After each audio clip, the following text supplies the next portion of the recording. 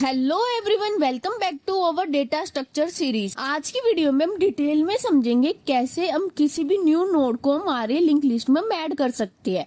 अब जब भी हम किसी भी न्यू नोड को लिंक लिस्ट में ऐड करते हैं तो उसको हम तीन जगह ऐड कर सकते हैं, या तो बिगिनिंग में, या फिर एंड में, या फिर मिडल में, मतलब कि किसी भी एक स्पेसिफिक पोजीशन पे। आज की वीडियो में हम समझेंगे कैसे हम किसी भी नोड को बिगिनिंग में ऐड कर सकते हैं। सबसे पहले ये समझते हैं इंसर्शन एट बिगिनिंग का मतलब क्या हुआ। सपोज हमारे पास एक लिंक लिस्ट बनी हुई है जिसमें हमारे पास 3 नोड है और उनके एड्रेस है 1000, 2000 एंड 3000 और डेटा क्या स्टोर्ड है, ABC स्टोर्ड है और वो आपस में लिंक्ड है थ्रू दी पॉइंटर, जो कि हमने लास्ट वीडियो में ऑलरेडी समझा था कि कैसे हमने ये लिंक लिस्ट बनाई है। इंसर्शन एट बिगिनिंग का मतलब क्या हुआ कि जो हमारे पास नोड 1 है जिसका एड्रेस है 1000, उससे पहले हमें एक न्यू नोड को ऐड करना है। अब आप एक चीज सोचो, जब भी हम किसी भी नोड को ऐड करेंगे, चाहे हम बिगनिंग में करें, चाहे हम एंड में करें, चाहे हम मिडिल में करें, तो हमें एक न्यू नोड चाहिए होगी जो हमारे पास सेम टाइप की हो, जो हमारे पास लिंक लिस्ट है, that is singly link list. मतलब कि एक हमारे पास इन्फो पार्ट होना चाहिए और एक हमारे पास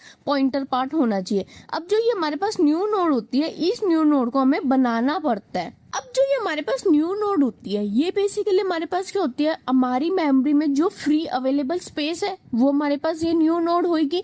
क्योंकि लिंक लिस्ट में हमने एक चीज समझी थी कि हमारा डेटा कंटिन्यूअस में स्टोर नहीं होता है, बल्कि हमारा डेटा नॉन कंटिन्यूअस लोकेशन पे स्टोर होता है। मतलब कि हर डिफरेंट लोकेशन पे हमारा डेटा स्टोर होगा और पॉइंटर के थ्रू हम उनको कनेक्ट करते हैं। तो ये अवेलेबल स्पेस अब हमें कैसे पता चलेगी कि मतलब कौन सी मेमोरी लोकेशन यूज कर सकते हैं हमारे नए डेटा को इंसर्ट करने के लिए, तो वो बेसिकली हमें पता चलती है अवेल से। अब अवेल होता क्या है? अवेल का मतलब होता है मेमोरी की वो नोड्स जो हमारे पास फ्रीली अवेलेबल है, मतलब कि जो यूज नहीं हो रही है, उनको एक लिंक लिस्ट के फॉर्म में हम स्टोर कर देते हैं। अब इससे हमें क्या पता चलेगा कि कितनी मेमोरी स्पेस हमारे पास अवेलेबल है, या हो भी सकता है कि हमारे पास मेमोरी में स्पेस अवेलेबल ना हो। तो अब एक इम्पोर्टेंट पॉइंट आप ध्यान में रखना, जब भी हम इंसर्शन करेंगे हमें न्यू नोड बनानी पड़ेगी, तब भी हम किसी भी एलिमेंट को इंसर्ट कर सकते हैं उस नोड में और उस नोड को हम हमारे लिंक लिस्ट में ऐड कर सकते हैं। तो जब भी हम इंसर्शन करेंगे हम हमेशा नोड कहाँ से लेके आते हैं, अवेल से लेके आते हैं।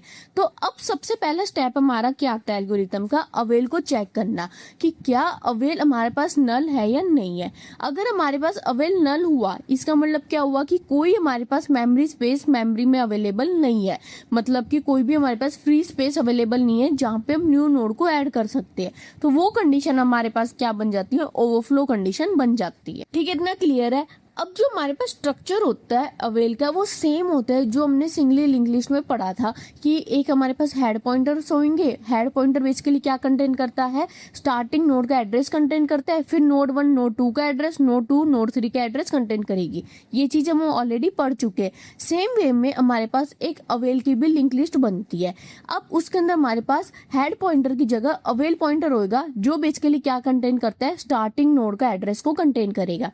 फिर नोड 1 नोड 2 के एड्रेस को कंटेन करेगी, नोड 2 नोड 3 के एड्रेस को कंटेन करेगी। ऐसे सारी नोड्स आपस में कनेक्टेड होगी, वो नोड्स कनेक्टेड होगी जो हमारे पास अभी तक यूज नहीं हुई है। बस इसके अंदर हमारे पास इन्फो पार्ट में कोई भी डेटा अवेलेबल नहीं होगा क्योंकि ये हमारे पास क्या बेसिकली एम्प्टी नोड्स है। अब डायरेक्टली एल्गोरिथम समझने से पहले हम कुछ बेसिक स्टेप्स देखते हैं, आपको बहुत अच्छे से फिर एल्गोरिथम क्लियर हो जाएगी। सबसे पहला स्टेप हम क्या करेंगे, चेक करेंगे कि क्या अवेल इक्वल टू नल है या नहीं है। अगर अवेल हमारे नल के बराबर हुआ, इसका मतलब कि क्या हुआ, कोई भी हमारे पास फ्री नोड अवेलेबल नहीं है मेमोरी में, तो हम कोई भी न्यू नोड क्रिएट नहीं कर सकते और ये कंडीशन हमारे पास क्या बन जाती है, ओवरफ्लो कंडीशन बन जाती है। ठीक है, अगर हमारे पास नल के बराबर नहीं है तो हम क्या करते हैं, अवेल से न्यू नोड को लेके आएंगे। ठीक है, फिर जो न्यू नोड बनेगी उसके अंदर हम डेटा को स्टोर करेंगे। अब आप एक चीज देखो कि ये जो न्यू नोड है ये बेसिकली हमारे पास क्या है, अवेल की नोड 1 है ना। और अवेल किसको पॉइंट कर रहा है, हमारे पास अभी भी नोड 1 को पॉइंट कर रहा है। तो अब हमारे पास नेक्स्ट स्टेप क्या आएगा कि अवेल को अपडेट करना कि वो अब नोड 2 को पॉइंट करना शुरू कर दे। ठीक है, इतना क्लियर है, ताकि हम हमारे पास जो ये न्यू नोड है ना, ये हमारे अवेल से बिल्कुल ही अलग हो जाएगी।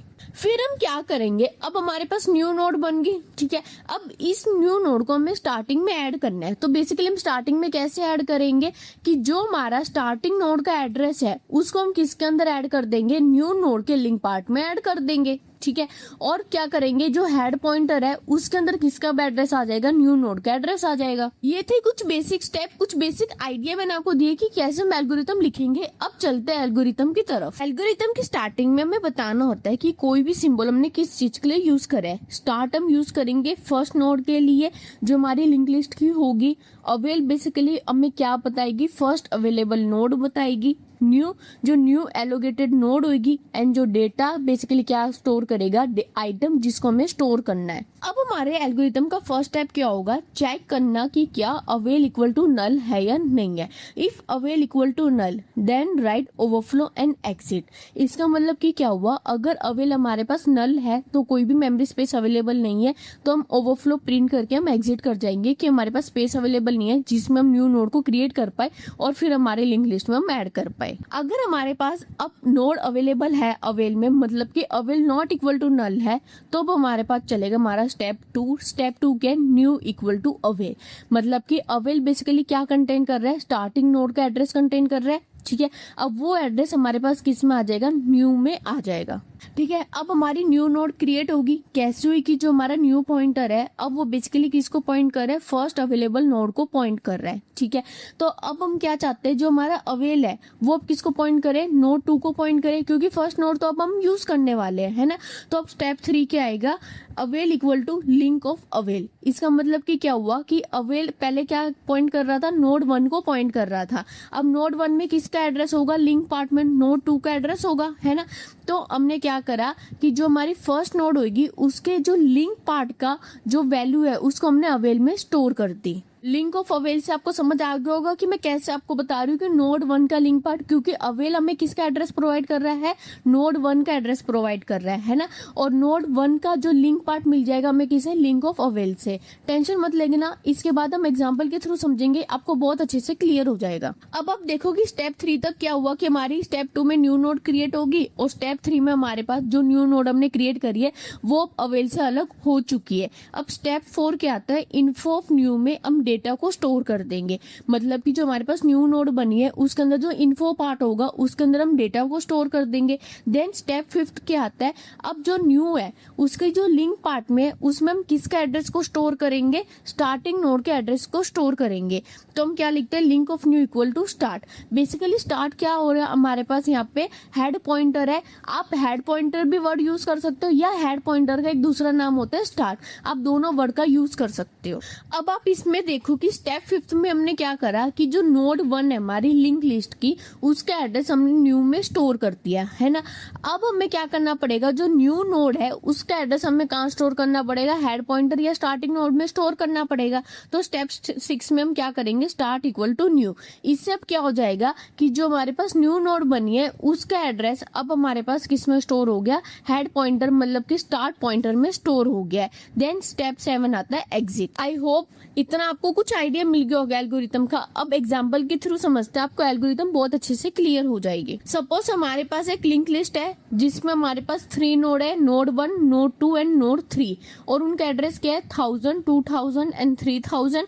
नोड 1 में क्या डेटा स्टोर है, ए, नोड 2 में बी एंड नोड 3 में क्या डेटा स्टोर है, सी डेटा हमारे पास स्टोर है। ठीक है, नोड 1 में लिंक पार्ट में क्या होगा, नोड 2 का एड्रेस दैट इज 2000। नोड 2 के लिंक पार्ट में क्या होगा, नोड 3 का एड्रेस दैट इज 3000। और नोड 3 में कोई भी हमारे पास आगे नोड अवेलेबल नहीं है तो उसके लिंक पार्ट में क्या आ जाएगा, नल आ जाएगा। ठीक है, ये आपस में सारी नोड्स कनेक्टेड होगी। अब नोड 1 का एड्रेस कौन हमारा कंटेन करेगा, हेड पॉइंटर, जिसको हम स्टार्ट पॉइंटर भी बोल सकते हैं। तो एक हमने हेड पॉइंटर बनाया जो बेसिकली क्या कंटेन कर रहा है, स्टार्टिंग नोड के एड्रेस को कंटेन कर रहा है। ठीक है, ये तो हुई हमारे पास हमारी लिंक लिस्ट जिसके स्टार्टिंग में हमें न्यू नोड को ऐड करना है। एक हमारे पास क्या होगी, अवेल लिंक लिस्ट होगी। बेसिकली हम ये अज्यूम करके चल रहे हैं कि हमारी मेमोरी में 3 स्पेसिस मेमोरी लोकेशन अभी एक ऐसी है जो हमारी अभी यूज्ड नहीं है, मतलब कि फ्रीली अवेलेबल है। तो अवेल लिंक लिस्ट भी सेम हमारी नॉर्मल सिंगली लिंक लिस्ट की तरह होगी। इसमें भी हमने क्या देखा था कि 3 नोड हम अज्यूम कर रहे हैं, तो node 1, node 2 and node 3। Node 1 का एड्रेस क्या है, 4000, नोड 2 का एड्रेस है 5000 एंड नोड 3 का एड्रेस है 6000। ठीक है, और नोड 1 किसका एड्रेस कंटेन करेगी, नोड 2 का, मतलब कि 4000 के लिंक पार्ट में अब क्या आएगा, 5000 आएगा। ठीक है। 5000 के लिंक पार्ट में क्या आएगा, 6000 आएगा, क्योंकि नोड 3 का एड्रेस वो कंटेन करेगी। और नोड 3 के लिंक पार्ट में क्या आएगा, बेसिकली नल आएगा, क्योंकि और कोई नोड हमारे पास अवेलेबल नहीं है। ये आपस में सारी कनेक्टेड होगी। अब नोड 1 का एड्रेस कौन कंटेन करेगा, अवेल पॉइंटर कंटेन करेगा। तो अवेल पॉइंटर एक हमने क्रिएट करा सेम हेड पॉइंटर की तरह, और वो बेसिकली क्या कंटेन कर रहा है, 4000 को कंटेन कर रहा है। अब हमारा चलेगा एल्गोरिथम का फर्स्ट स्टेप, चेक होगा कि क्या अवेल इक्वल टू नल है। अब आप देख सकते हो कि अवेल जो हमारा पॉइंटर है उसमें नल वैल्यू नहीं है, बल्कि कोई हमारे पास एड्रेस वैल्यू है ना, कोई एड्रेस हमारे पास। तो ये हमारी कंडीशन क्या हो जाएगी, फॉल्स हो जाएगी। अब चलेगा हमारे पास स्टेप 2। स्टेप 2 क्या है, न्यू इक्वल टू अवेल। इससे क्या होगा, एक न्यू पॉइंटर हमारे पास क्रिएट होएगा और उसके अंदर हमारे पास किसकी वैल्यू आ जाएगी, अवेल की वैल्यू आ जाएगी। अवेल की वैल्यू कितनी है, 4000 है। तो अब न्यू में कितनी वैल्यू आ जाएगी, 4000 आ जाएगी। इसका मतलब क्या हुआ, एक न्यू पॉइंटर बना जो कि हमारे 4000 मेमोरी लोकेशन को पॉइंट कर रहा है। देन चलेगा step 3, avail equal to link of avail. ठीक है, अभी तक अवेल की वैल्यू कितनी है, 4000 है। इसका मतलब क्या हुआ, लिंक ऑफ 4000। इसका मतलब कि क्या हुआ कि जो नोड 1 है जिसका एड्रेस है 4000, उसकी लिंक पार्ट की वैल्यू कितनी है, 5000 है। तो अब अवेल में कितनी वैल्यू आ जाएगी, 5000 आ जाएगी। अब आप देख सकते हो कि जो हमारा अवेल है अब वो किसको पॉइंट कर रहा है, नोड 2 को पॉइंट कर रहा है। जो नोड 1 है वो अब हमारे पास अवेल से बिल्कुल ही अलग हो चुकी है। फिर चलेगा स्टेप 4। स्टेप 4 में हम बेसिकली क्या कर रहे हैं, info of new equal to data. ठीक है, अब इन्फो ऑफ न्यू का मतलब क्या हुआ, जो न्यू है उसकी वैल्यू कितनी है हमारे पास, 4000 है। इन्फो 4000 इक्वल टू डेटा, मतलब कि जो नोड है जिसका एड्रेस 4000 है उसकी इन्फो पार्ट में हम डेटा को स्टोर कर रहे हैं। सपोज डेटा की वैल्यू हमारे पास डी है, तो हमारे पास इन्फो ऑफ न्यू में क्या वैल्यू स्टोर हो जाएगी, डी वैल्यू स्टोर हो जाएगी। देन चलेगा step 5, link of new equal to start. अब इसमें न्यू की वैल्यू कितनी है, 4000 है। तो मतलब क्या हुआ कि link of 4000 equal to start, मतलब कि जो नोड जिसका एड्रेस 4000 है उसके लिंक पार्ट में अब हमें स्टार्ट की वैल्यू को स्टोर करना है। स्टार्ट बेसिकली हमारे पास क्या है, हेड पॉइंटर, उसकी वैल्यू कितनी है, 1000। तो लिंक ऑफ न्यू में अब क्या वैल्यू स्टोर हो जाएगी, 1000 स्टोर हो जाएगी। अब आप देख सकते हो यहाँ तक एक हमारे पास न्यू नोड क्रिएट हो गई है जिसके इन्फो पार्ट में डी है और जिसके लिंक पार्ट में हमारे पास क्या है, 1000 है, जो हमारे पास क्या है, बेसिकली नोड 1 का एड्रेस है जो हमारे पास ऑलरेडी क्रिएटेड लिंक लिस्ट है। फिर स्टेप 6 के स्टार्ट इक्वल टू न्यू। इससे क्या होगा कि जो हमारा स्टार्टिंग पॉइंटर है, मतलब कि जो हमारा हेड पॉइंटर है, उसमें अब न्यू की वैल्यू स्टोर हो जाएगी। अब न्यू की वैल्यू कितनी है, 4000। इसका मतलब कि क्या हुआ, जो स्टार्ट पॉइंटर मतलब कि जो हेड पॉइंटर है अब उसके अंदर हमारे पास 4000 स्टोर हो जाएगा। अब आप देख सकते हो अब हमारी लिंक लिस्ट में जो स्टार्टिंग नोड है जो हमें ऐड करनी थी 4000, उसको हमने नोड को ऐड कर दिया। अब हमारा स्टार्ट पॉइंटर किसको पॉइंट कर रहा है, हमारी न्यू नोड को पॉइंट कर रहा है। न्यू नोड 1 का एड्रेस कंटेन करे, that is 1000, and node 1 node 2 का, नोड 2 नोड 3 का एड्रेस, बाकी सब सेम है। लेकिन स्टार्टिंग में हमने एक न्यू नोड को ऐड कर दिया जिसका एड्रेस क्या है, 4000 है। देन स्टेप 7 आता है एग्जिट। एक छोटी सी रिक्वेस्ट है, सब्सक्राइब करना मत भूलना। आई होप आपको एल्गोरिथम बहुत अच्छे से क्लियर होगी। अब समझते हैं इसकी टाइम एंड स्पेस कॉम्प्लेक्सिटी। अब बेसिकली जब भी हम इंसर्शन करते हैं बिगनिंग में, तो हमें ट्रवर्सल नहीं करना पड़ता लिंक लिस्ट को। जो भी तक आपने देखा कि हमने कभी भी एक लिंक लिस्ट को ट्रवर्सल नहीं करा, कि ट्रवर्स नहीं करा सारी नोड्स को देखने के लिए, है ना। बेसिकली हमने क्या करा, डायरेक्टली एक फ्री नोड लेके आए और उसको हमने बिगनिंग में ऐड कर दिया।